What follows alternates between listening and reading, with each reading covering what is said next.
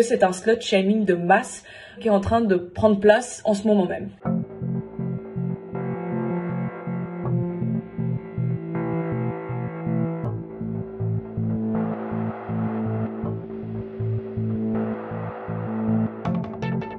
Les comptes ficha, c'est des comptes créés sur les réseaux sociaux, donc je pense notamment à Snapchat ou encore Telegram, créés dans le but de diffuser des photos de jeunes filles dont la majorité sont mineures avec leurs informations personnelles. Donc c'est le schéma typique du revenge porn. Il y a un mec qui va envoyer les photos de son ex à ses gros comptes avec ses informations personnelles et puis le gros compte va afficher et hop, ça y est, ça circule. Il y a aussi des filles qui vont afficher leurs anciennes copines.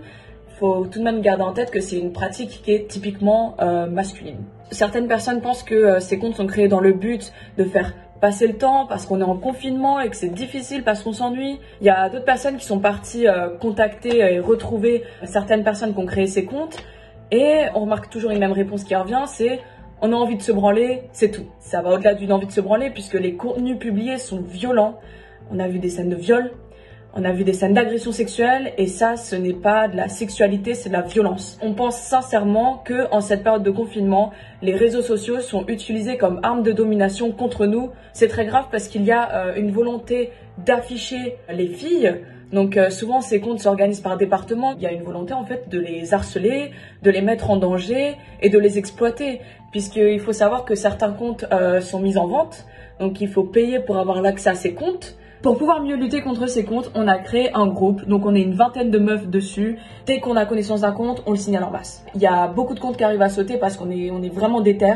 Par contre, il y a toujours des comptes actifs à ce jour. Du coup, j'appelle vraiment à la vigilance de tout le monde. Non seulement ça peut détruire des vies, mais en plus de ça, ça détruit la sexualité de jeunes filles. Surtout qu'elles sont mineures. Il y a eu jusqu'ici 2 suicides, dont un suicide d'une jeune fille de 16 ans à cause de ces comptes. Voilà, donc moi j'appelle vraiment à ce que on brise le silence et à ce qu'on prenne conscience que le slut shaming, ce n'est pas banal. J'aimerais aussi rappeler qu'en cette période de confinement, il y a des doubles et des triples effets psychologiques à ce slut shaming. On est psychologiquement isolé, on est physiquement isolé. En plus de ça, quand on est mineur, on n'ose pas en parler. C'est sûrement la première fois que ça nous arrive. On ne sait pas vers qui s'orienter, on ne sait pas quoi faire. Et on se renferme dans la honte.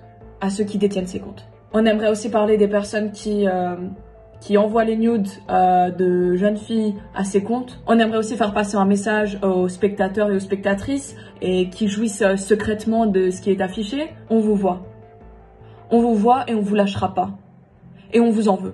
Notre groupe a un message à faire passer aux victimes. Vous n'êtes pas seuls. La honte n'est pas sur vous, mais la honte est sur eux. Donc, s'il vous plaît, ne vous isolez pas. Le confinement ne change absolument rien. Vous êtes en droit de déposer plainte.